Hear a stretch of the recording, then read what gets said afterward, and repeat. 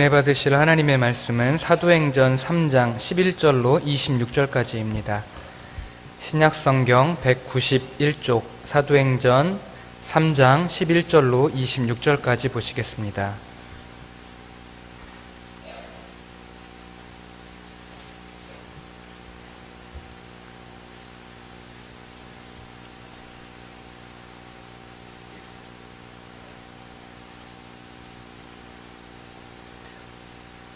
사도행전 3장 11절로 26절까지 한 절씩 교독하도록 하겠습니다. 나은 사람이 베드로와 요한을 붙잡으니 모든 백성이 크게 놀라며 달려 나아가 솔로몬의 행각이라 불리우는 행각에 모이거늘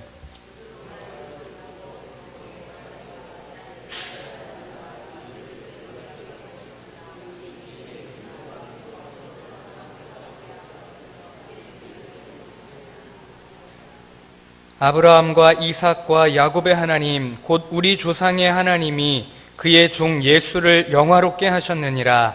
너희가 그를 넘겨주고 빌라도가 놓아주기로 결의한 것을 너희가 그 앞에서 거부하였으니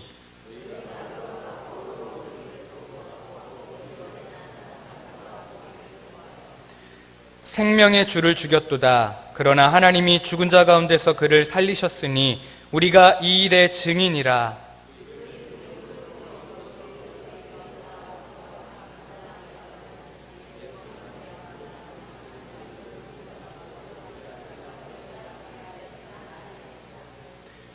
형제들아, 너희가 알지 못하여서 그리하였으며 너희 관리들도 그리한 줄 아노라.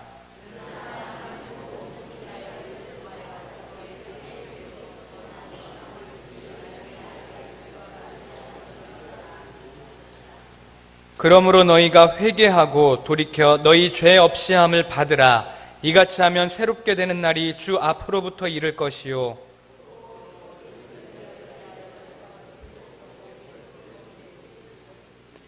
하나님이 영원 전부터 거룩한 선지자들의 입을 통하여 말씀하신 바 만물을 회복하실 때까지는 하늘이 마땅히 그를 받아두리라.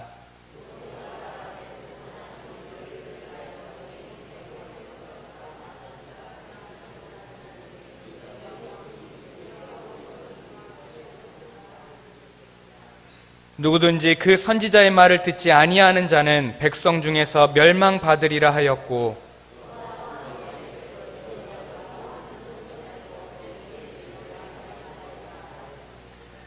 너희는 선지자들의 자손이요 또 하나님이 너희 조상과 더불어 세우신 언약의 자손이라. 아브라함에게 이르시기를 땅 위의 모든 족속이 너희의 씨로 말미암아 복을 받으리라 하셨으니 그 종을 세워 복 주시려고 너희에게 먼저 보내사 너희로 하여금 돌이켜 각각 그 악함을 버리게 하셨느니라.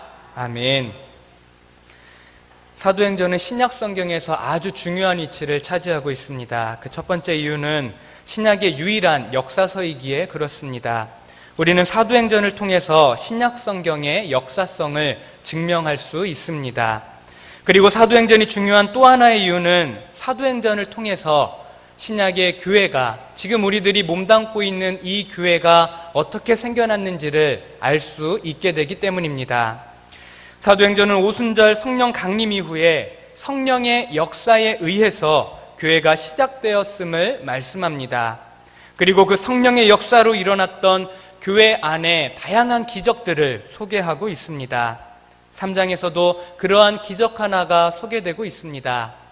베드로와 요한 사도가 나면서부터 못 걷게 된 일을 고치는 그 기적의 역사가 3장에 기록되어 있습니다. 제9시 기도 시간에 성전을 향해 가고 있었던 베드로와 요한 앞에 나면서부터 못 걷게 된 이가 앉아 있었습니다. 그는 구걸하면서 살아가던 그런 사람이었습니다. 이 사람을 베드로와 요한이 일으켜 세웁니다. 예수 그리스도의 이름으로 일어나 걸으라 라고 했을 때 이 사람이 벌떡 일어나게 됩니다. 절망 가운데 있었던 이 사람이 예수 그리스도의 이름으로 말미암아 하나님의 역사로 말미암아 새로운 삶을, 새로운 생명을 얻게 된 것입니다. 이 사건 이후로 오늘 본문에서는 베드로가 설교를 합니다. 우리는 이 설교를 잘 들어볼 필요가 있습니다. 베드로와 요한이 일으킨 그 기적의 핵심이 이 설교에 녹아있기 때문입니다. 기적 그 자체가 중요한 것이 아니라 그 기적을 통해서 하나님께서 말씀하시고자 하시는 그 뜻, 그 핵심이 이 설교에 녹아있기 때문입니다. 이 설교를 통해 우리가 들어야 할, 우리가 알아야 할 하나님의 핵심적인 메시지, 그 뜻은 무엇일까요? 먼저 첫째로 우리는 예수님을 봐야 합니다. 본문 12절과 13절을 보시겠습니다. 베드로가 이것을 보고 백성에게 말하되 이스라엘 사람들아 이 일을 왜 놀랍게 여기느냐? 우리 개인의 권능과 경건으로 이 사람을 걷게 한 것처럼 왜 우리를 주목하느냐? 아브라함과 이삭과 야곱의 하나님 곧 우리 조상의 하나님이 그의 종 예수를 영화롭게 하셨느니라. 베드로와 요한에 의해 고침을 받은 이 안진뱅이 엄청난 기쁨과 감격이 있었을 것입니다. 그런 그가 자신의 은인인 이 베드로와 요한을 그냥 보내주지 않았겠죠. 이 사람은 베드로와 요한 곁에 찰싹 달라붙습니다. 베드로와 요한을 따라 나섭니다. 그리고 그 광경을 목격했던 그 자리에 있었던 수많은 사람들, 이 수많은 대중들도 베드로와 요한에게 달려듭니다. 이들은 솔로몬의 행각이라는 곳에 모여 있었습니다. 이곳에서 베드로가 그 모여있는 수많은 사람들을 향해서 설교하기 시작합니다. 그의 첫 번째 말이 무엇입니까? 왜 우리를 주목하느냐? 바로 이것입니다. 이 일은 우리 개인의 능력과 권능으로 한 것이 아닌데 왜 우리가 한 것처럼 우리를 주목하느냐라고 베드로가 말하고 있습니다. 사람들은 지금 놀라운 기적을 보았습니다. 날 때부터 안진뱅이였던, 전혀 희망이 없었던 이 사람이 예수 그리스도의 이름으로 말미암아 일어나는 이 엄청난 기적을 보았습니다. 3장 10절을 보시면 이렇게 말씀하고 있습니다. 그에게 일어난 일로 인하여 심히 놀랍게 여기며 놀라니라.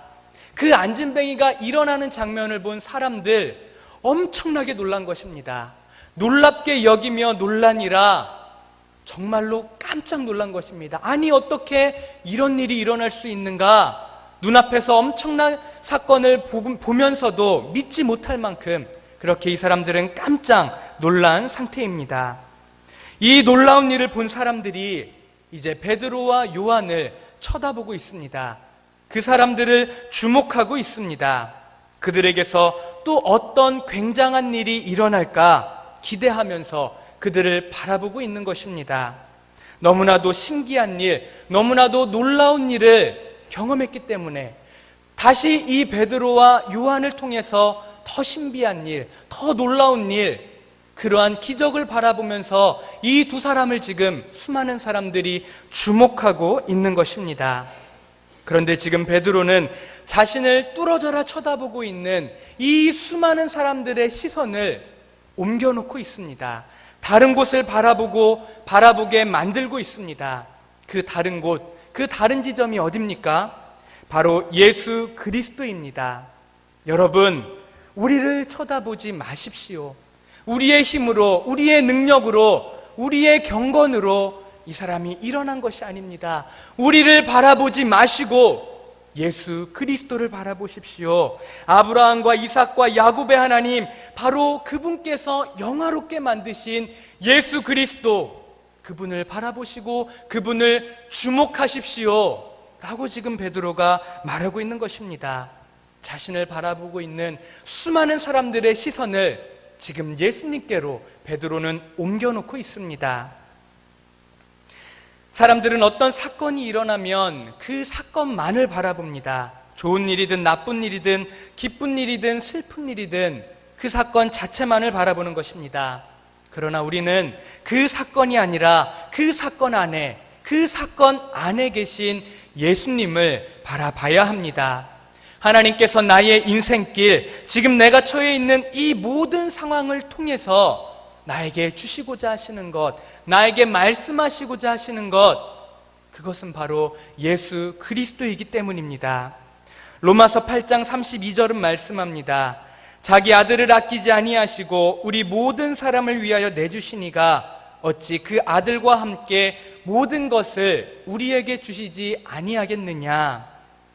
하나님께서는 가장 아끼는 자신의 아들, 독생자 예수 그리스도를 우리들에게 주셨습니다.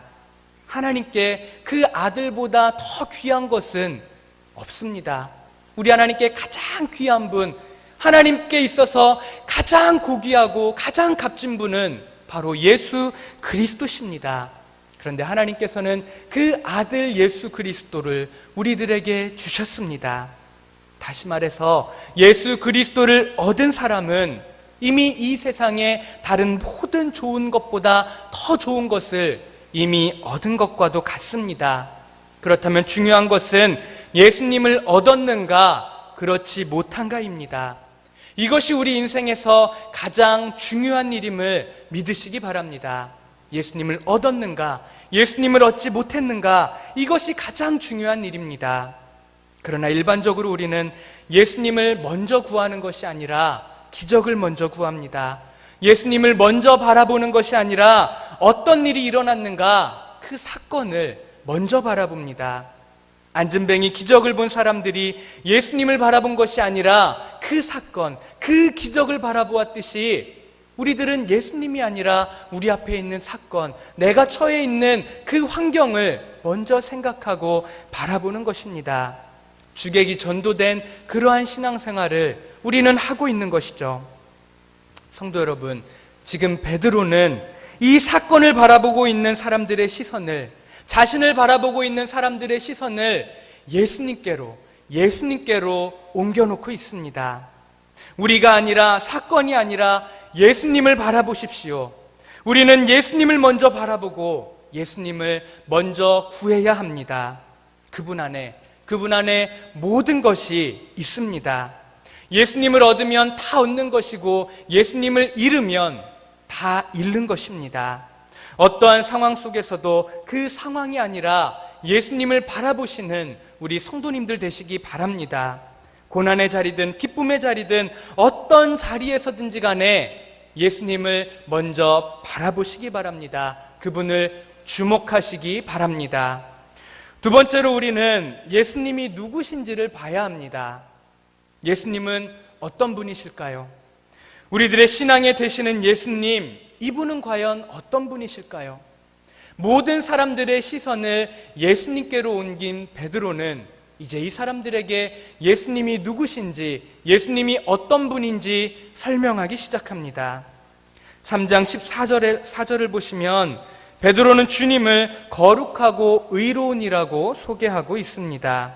또 베드로는 사도행전의 앞선 설교인 2장 27절에서도 예수님을 거룩한 자라고 소개했습니다. 베드로는 계속해서 예수님을 거룩한 자, 의로운 자라고 소개하고 있는 것입니다. 여기에서 거룩하고 의롭다라고 했을 때는 우리들이 먼저 전제해야 할 것이 있습니다. 그것은 그 기준이 있어야 한다는 것입니다. 거룩하다, 의롭다라고 했을 때는 거룩하고 의롭다라고 하는 것을 정의할 수 있는 기준점이 있어야 합니다. 그래서 그 기준보다 더 거룩해야만, 더 의로워야만 거룩한 것이고 의로운 것이기 때문입니다. 예수님을 거룩하다, 의롭다라고 했을 때 그 기준, 그 판단점은 어디일까요?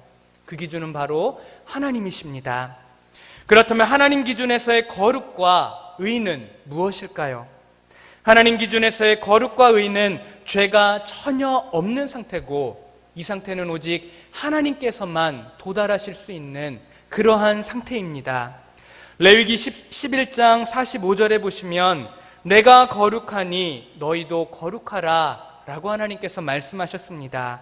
시편 89편 14절은 의와 공의가 주의 보좌의 기초라, 인자함과 진실함이 주 앞에 있나이다 라고 말씀합니다. 온전히 거룩하고 온전히 의로우신 분, 오직 우리 하나님 한 분 외에는 없습니다. 베드로가 주님을 가리켜서 거룩하고 의로운이라고 말할 때 우리는 이 사실을, 이 두 가지 사실을 알아야 합니다. 하나는 예수님은 죄가 전혀 없으신 분이라는 사실이고, 또 하나는 그렇기 때문에 예수님은 하나님이라는 사실입니다. 거룩하고 의로우니, 이 말 속에 함의되어 있는 것은 예수님은 죄가 전혀 없으신 분이다, 그리고 예수님은 하나님이시다 라고 하는 것입니다. 또한 베드로는 예수님을 3장 22절에서 모세와 같은 선지자다라고 소개하고 있습니다. 또 25절, 26절에서는 아브라함의 약속한 씨, 그분이 바로 예수님이다 라고 예수님을 소개하고 있습니다. 신명기 18장 15절 말씀해 보시면, 내 하나님 여호와께서 너희 가운데 내 형제 중에서 너를 위하여 나와 같은 선지자 하나를 일으키리니 너희는 그의 말을 들을지니라 라고 말씀하셨습니다. 모세는 호렙산에서 하나님의 음성을 들었습니다. 하나님의 음성을 들은 후에 모세는 두려움에 떨었습니다. 그러면서 하나님 앞에서 하나님, 나 말고 다른 사람을 세워서, 다른 선지자를 세워서 이 일을 감당하게 해주십사 라고 두려움에 떨면서 하나님 앞에 간청합니다.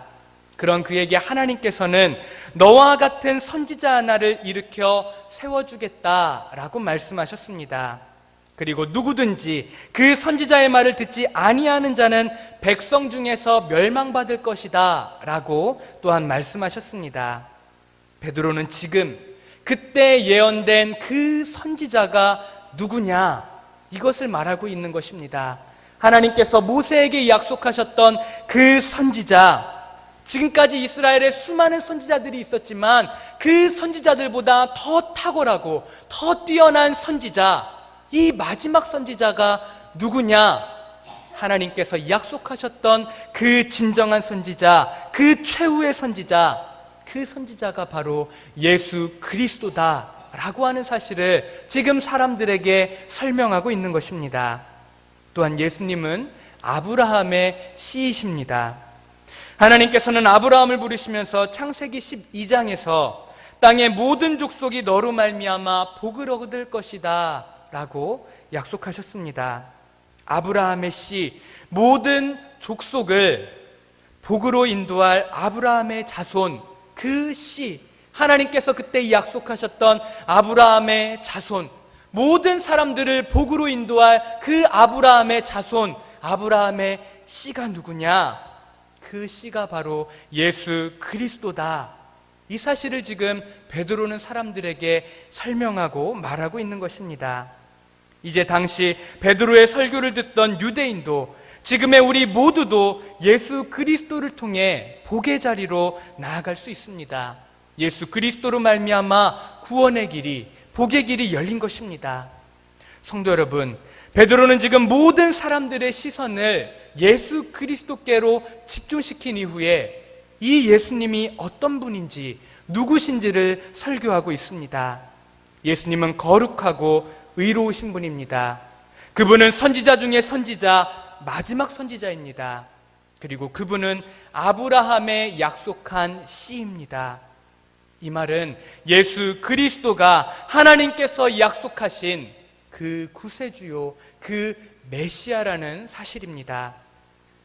그런데 놀라운 것은 이 마지막 선지자, 유일한 구세주, 유일한 메시아 예수님께서 하나님의 이 예언의 약속을 어떻게 성취하셨는가, 바로 이것입니다.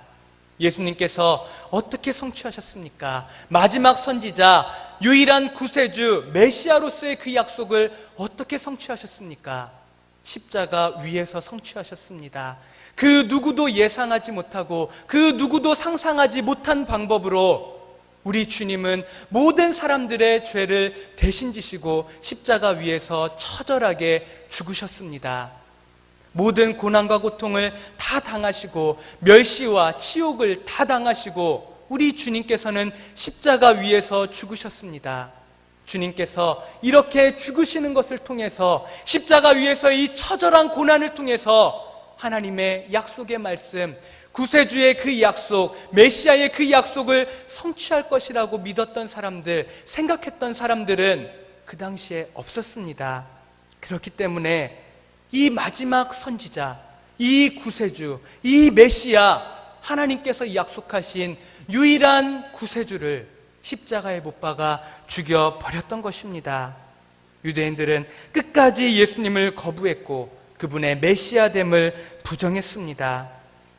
십자가 위에서 너희들이 못 박아 죽인 그 사람, 그렇게 힘없이, 그렇게 아무 저항도 하지 못하고 그렇게 죽었던 그 사람이, 그 예수가 바로 하나님께서 약속하신 마지막 선지자요, 아브라함의 씨요, 구세주요, 메시아다 라고 하는 그 사실을 지금 베드로는 자기 앞에 있는 수많은 사람들에게 말하고 있는 것입니다.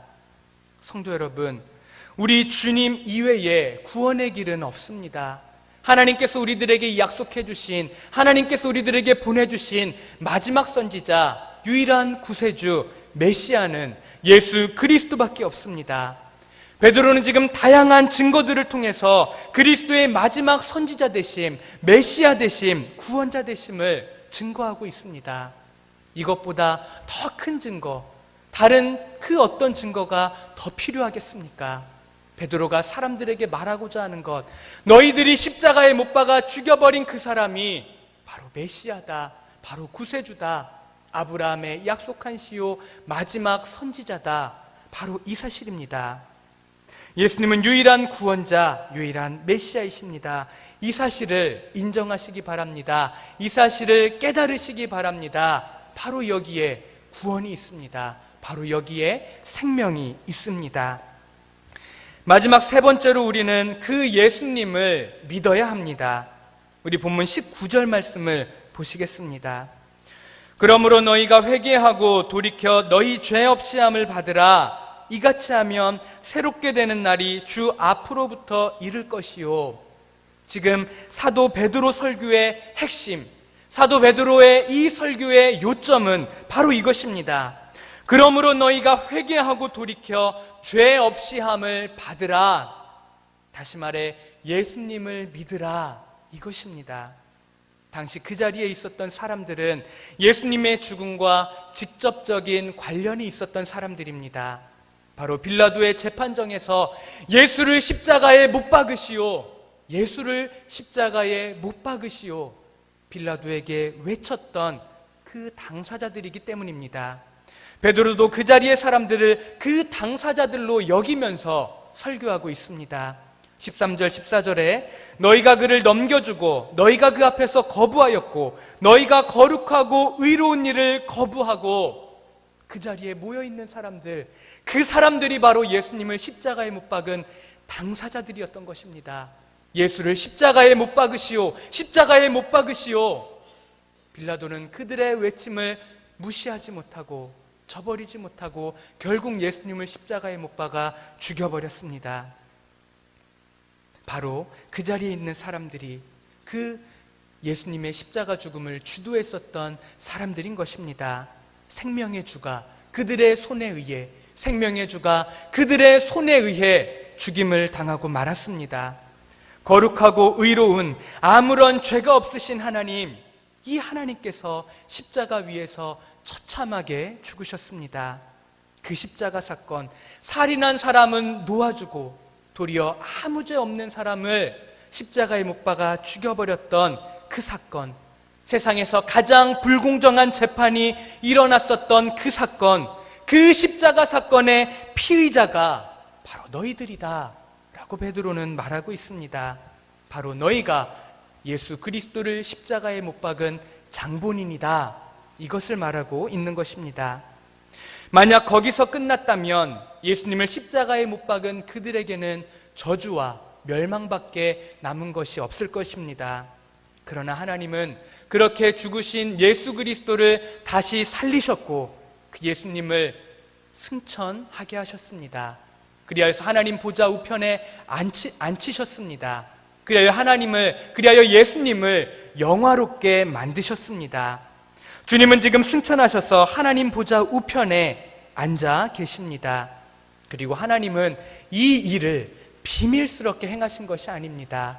많은 사람들이 지켜보는 가운데 예수님께서 하늘로 올라가셨습니다. 예수님께서 영화롭게 되어지는 그 모습을 많은 사람이 지켜보았습니다. 바라보았습니다. 많은 증인들을 남겨주셨습니다. 예수 사건은 신화가 아니라, 예수 사건은 지어낸 이야기가 아니라 예수 사건은 진실이다 라고 하는 것을 베드로는 또한 이야기하고 있습니다. 베드로는 안진뱅이가 일어난 사건, 그리고 이 설교를 통해서 이 사건은 신비한 일, 이 기적을 너희들에게 보여주기 위해서 일으킨 사건이 아니라, 이 사건은, 하나님께서 안진뱅이를 일으키신 이 사건은 여러분들로 하여금 예수님을 믿고 회개하게 만들기 위해서 하나님께서 일으키신 사건입니다 라고 하는 사실을 그들에게 지금 말하고 있는 것입니다. 여러분들에게 주어진 기회입니다. 예수님을 믿으십시오. 이것을 베드로는 지금 이 사람들에게 말하고자 하고 있는 것입니다. 그때 당시에는, 예수님을 십자가에 못 박을 그 당시에는 예수님이 어떤 분인지 모르고 예수님을 십자가에 못 박아 죽여버렸을지 몰라도, 제가 지금 여러분들에게 설명하고 있지 않습니까? 예수님은 아브라함의 씨이고 예수님은 마지막 선지자이십니다. 하나님께서 그 예수 그리스도를 영화롭게 하셨습니다. 예수 그리스도께서 우리들의 구원자 되십니다. 예수 그리스도께서 우리들의 메시아이십니다. 그러니 예수님을 믿으십시오. 여러분들이 그때 당시에는 예수님이 어떤 분인지 모르고 십자가에 못 박았을지 몰라도 이제는 깨달아 알게 되었으니 예수님을 믿으십시오. 이것을 그들에게 호소하고 있는 것입니다. 성도 여러분, 베드로는 지금 자신 앞에 몰려온 이 유대인들을 향해서 회개하고 돌이키고 예수님을 믿을 것을 촉구하고 있습니다. 이 자리에 예수님을 믿지 않는 분이 계십니까? 오늘 이 말씀을 듣고 예수님을 믿으시기 바랍니다. 예수님을 영접하시기 바랍니다. 예수님은 하나님께서 우리들에게 보내주신 유일한 구세주이십니다. 유일한 메시아이십니다. 예수님이 아니고서는 우리가 구원받을 수 있는 길이 전혀 없습니다. 이 사실을 깨달으시고 예수님을 만나시는, 예수님을 믿으시는 그런 결단의 역사가 있으시기 바랍니다. 그리고 예수님에 대한 믿음을 고백하시는 분들은 스스로의 삶을 돌이켜보시기 바랍니다. 사실 어떤 면에서 우리는 당시의 유대인들보다 더 악하다고 할 수 있습니다. 그들은 몰라서 예수님을 십자가에 못 박았습니다. 그들은 예수님이 누군지 몰랐기 때문에 예수 그리스도를 십자가에 못 박아 죽여버렸습니다. 그런데 우리는 예수님이 어떤 분인지 알고 있습니다. 예수님은 하나님의 아들이시고 예수님은 우리들의 구원자 되시고 예수님이 아니고서는 우리들에게 아무런 소망도 희망도 없다는 사실을 우리는 하나님의 은혜로 깨달아 알고 있습니다. 그런데 그러함에도 우리는 예수님의 이름에 영광되지 못하는 삶을 살아갈 때가 얼마나 많이 있나요? 세상 속에서 비그리스도인처럼 거룩한 하나님의 뜻을 따르지 못하고 이기적인 모습으로, 거룩하지 못한 모습으로 살아갈 때가 우리들에게 얼마나 많이 있느냐는 말입니다. 유대인들은 예수님을 모르고 십자가에 못 박았으나 우리는 예수님이 어떤 분인지 명명백백하게 알고 있으면서도 날마다 죄 가운데 살아가고 날마다 세상 사람들과 똑같이 살아갈 때가 얼마나 많이 있느냐는 말입니다. 우리는 회개해야 합니다. 돌이켜야 합니다. 예수님을 진실로 믿어야 합니다. 입술의 고백이 아니라 정말로 우리들의 삶 가운데 고백이 있는, 삶 가운데 행함이 있는 그 믿음의 모습을 우리가 가져야 한다는 말입니다. 얼마 전에 한 기자가 정부기관에 임명된 한 목사에게 남긴 글이 화제가 됐습니다. 목사를 비판하는 글이었습니다. 그 목사를 쭉 비판한 후에 그 기자가 마지막 줄에 쓴 글이 저의 마음을 울렸습니다. 마지막에 그는 이렇게 썼습니다. 그리고 목사님, 예수님 믿으세요. 그리고 목사님, 예수님 믿으세요. 이렇게 적었습니다. 그 사람의 평소 행실을 보았을 때, 그 사람의 평소 언행 심사로 보았을 때 목사라는 직함은 갖고 있지만 그 사람은 전혀 예수님을 믿고 있지 않는 것으로 이 사람의 눈에는 보인 것입니다. 목사를 향해 예수님 믿으세요, 예수님 믿으세요, 그 기자는 그렇게 적고 있었습니다. 우리들의 삶은 어떤가요? 우리 주변에 있는 이웃이, 친지가, 가족들이 나를 향해서 어떻게 생각할까요? 예수님 믿으세요 라고 혹시 이렇게 말할 만한 행동을, 그러한 삶을 우리들은 살고 있지 않은가요? 입술로는 예수님을 믿는다라고 고백하면서도 삶 가운데 아무런 열매 없이 하나님께서 원하시지 않는 삶, 세상 사람들과 똑같은 삶을 우리들은 살아가고 있지 않은지 돌아봐야 합니다. 영혼 없는 몸이 죽은 것 같이 행함이 없는 믿음은 죽은 것이니라. 허탄한 사람아, 행함이 없는 믿음이 헛것인 줄을 알고자 하느냐. 그 어느 때보다도 야고보 사도의 이 말씀이 우리들의 심령 깊숙이 큰 울림을 주는 그러한 시대를 저와 우리 성도님들은 살아가고 있습니다. 세상 사람들이 우리들의 모습을 보면서 야, 정말 저 사람 예수님 믿는 사람이구나, 정말 저 사람은 뭔가 달라도 다르구나, 이런 말을 우리들이 들어야 하지 않을까요? 저 우리 성도님들은 삶을 통해서, 입술이 아니라 삶을 통해서 믿는 자로서의 그 믿음을 드러내시기 바랍니다. 세상 사람들이 우리들의 모습을 보면서 예수 그리스도의 향기를 느낄 수 있으면 좋겠습니다. 정말로 간절히 바라고 원하는 것이 바로 이것입니다. 우리 모든 성도님들이 세상에 나가서 예수 그리스도의 제자로서, 하나님의 자녀로서, 믿는 자로서의 정체성을 확고히 하고 온전한 삶을 살아내는 것입니다. 그러한 삶을 살아갈 때에 세상 사람들이 우리들의 모습을 보면서 하나님께 영광을 돌리고, 세상 사람들이 우리들의 모습을 보면서 하나님께로 돌아오는 놀라운 역사가 일어나게 될 줄로 믿습니다.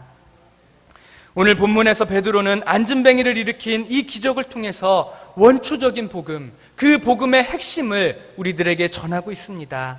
기적은 단순히 신기하고 놀라운 일에서 끝나는 것이 아닙니다. 어떠한 사건, 어떠한 기적은 거기서 끝나는 것이 아니라 그 기적을 통해 우리를 하나님께로, 우리를 예수님께로 인도하는 역할을 합니다. 이런 면에서 진정한 기적은 예수님을 믿는 일이라고 할 수 있습니다. 아무리 많은 기적이 일어나도 그 기적을 통해서 예수님을 발견하지 못한다면, 예수님을 믿지 못한다면 그 기적은 우리들에게 있어서 아무런 의미도 아무런 유익도 줄 수 없는 기적에 그치고 마는 것입니다. 우리는 그 기적을 통해서 예수 그리스도를 바라봐야 하고 예수 그리스도를 믿어야 합니다. 오늘 이 베드로의 설교를 통해서 주님께로 나아가는 우리 성도님들 되시기 바랍니다. 예수님을 주목하시고 그분이 어떤 분이신지를 알며 그분을 믿는 참된 믿음으로 참된 신앙인의 삶을 삶 가운데 살아내시는 저와 우리 모든 성도님들 되시기를 간절히 소망합니다. 아멘. 기도하시겠습니다.